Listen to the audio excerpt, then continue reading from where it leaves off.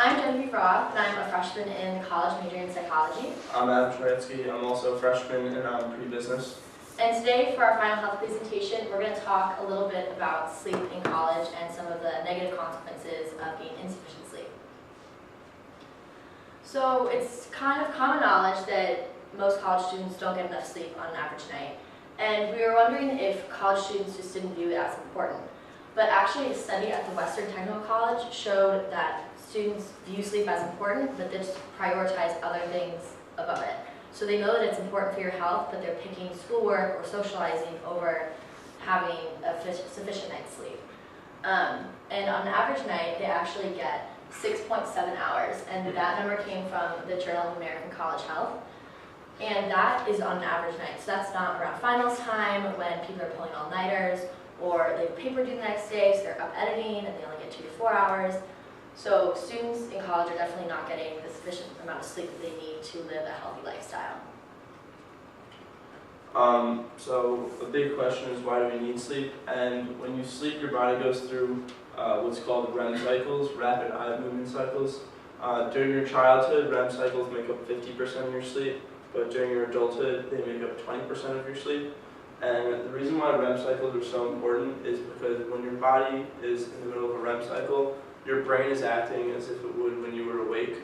So it pretty much synthesizes information. The biggest thing that it does is transfer information from your short-term to your long-term memory. So all the information you may have learned the day before in class, if you don't get your necessary amount of sleep and your necessary REM cycles, you might not remember that information the next day or possibly even a few days because your body will not have transferred it to your long-term memory.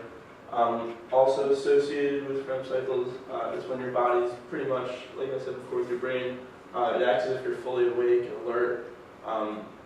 So that's obviously what helps really transfer the information. It increases your thought process. It really kind of expands your mind in terms of, it kind of adds to your creativity. When people have those out-of-the-bubble questions, out-of-the-box questions, these REM cycles will kind of help make sure that you can ask those questions as opposed to kind of limiting you. It also helps you cope with stress, and an interesting thing that we saw was that it helps recover from illness. So obviously there's the negative effects of not getting enough sleep. One of the main ones would be decreased performance and alertness. Not just really with regard to school, but kind of in general. Obviously just walking around or really operating a car under insufficient sleep, it's really pretty dangerous and pretty reckless. Your body just won't react the same way it does. It's kind of, another way to think of it is just like impaired reaction time and impaired driving skills. It also can result in poor quality of life with respect to kind of just being grumpy and down and kind of having mood swings. And you might not notice it, but your peers and your friends will.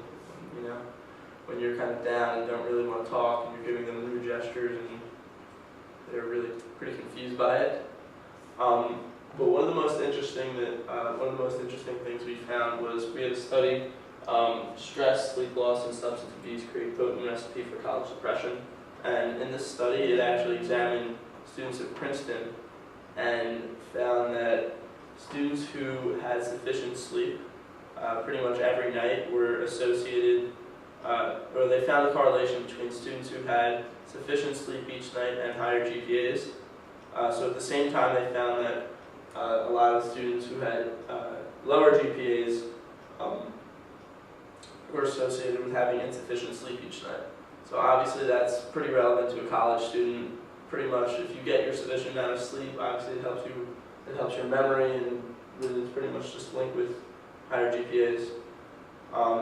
And the fourth thing that we found, which was actually pretty interesting, I didn't really know that much about, but another consequence of sleep deprivation is the possibility of becoming obese. So I'll let Jen talk more about that. So like you said, one of the consequences of insufficient sleep would be obesity, and that relates to two different hormones in our body called leptin and ghrelin. Leptin is a hormone that actually measures our energy storage, so that relates back to the brain, and if you have low leptin levels, then that means that you don't have enough energy storage in your body, so your brain is telling you that you need to eat more and to increase your energy. But when you get insufficient sleep, you have really low leptin levels, so your body is constantly telling you that you need to increase your energy storage, so you're taking in a lot of food, so you can increase that energy storage even if you don't need to. Also, there's ghrelin, which is in your stomach, and that is highest when you have not eaten in a while, so you're hungry. And once you intake a meal, your ghrelin levels decrease. But if you have an insufficient amount of sleep, your ghrelin levels are constantly high. So your body's telling you need to increase your food intake, again, to decrease those ghrelin levels. But also, if you are getting insufficient sleep, you're up longer, so you have more opportunity to eat when you wouldn't necessarily be eating. So you're getting those late night snacks, ordering pizza late, Chinese food, anything like that. And also, insufficient sleep is linked to insulin resistance, which is a risk factor for diabetes. So if you're trying to avoid all these negative health consequences of insufficient sleep, the most logical way to do that would be to get sufficient sleep. But in college, that can be hard, but one of the best ways to do that is to ensure a regular bedtime routine with specific bed and wake times. If you have a specific routine and you go through that routine, your body's going to know, okay, right now I'm getting ready to go to bed. Okay, right now I'm going to wake up. And that also has to do with having a quiet, dark room. I know that can be hard with a roommate, but do your best to just have it quiet and dark, and also have it be a good temperature. If it's too hot, you're going to be rolling around sweating. If it's cold, you can be shivering, and that just isn't conducive of effective sleep. So make sure it's a good temperature.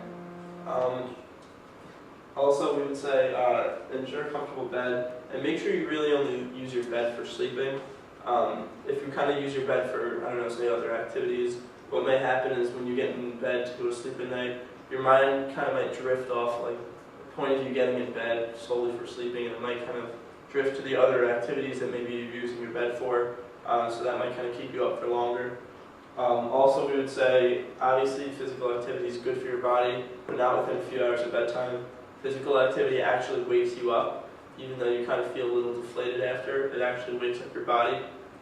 So if you do this too close to bedtime, you might actually find yourself staying awake for longer. One of the most important things that we found, especially with college students, is to really try to remove TVs, computers, and electronic gadgets from your bedroom. Obviously, this is nearly impossible in the dorm, but the best tip that I would give would be don't get in bed with your computer. I know I do this a lot, and what happens is I'll say, oh, I'll go online for 5 minutes, and before I know it, that 5 minutes turns into 20 minutes, turns into 30 minutes, and maybe even 40 minutes. And there goes 30 minutes of sleep. So, I mean, it happens to me, I'm sure it happens to a lot of other people.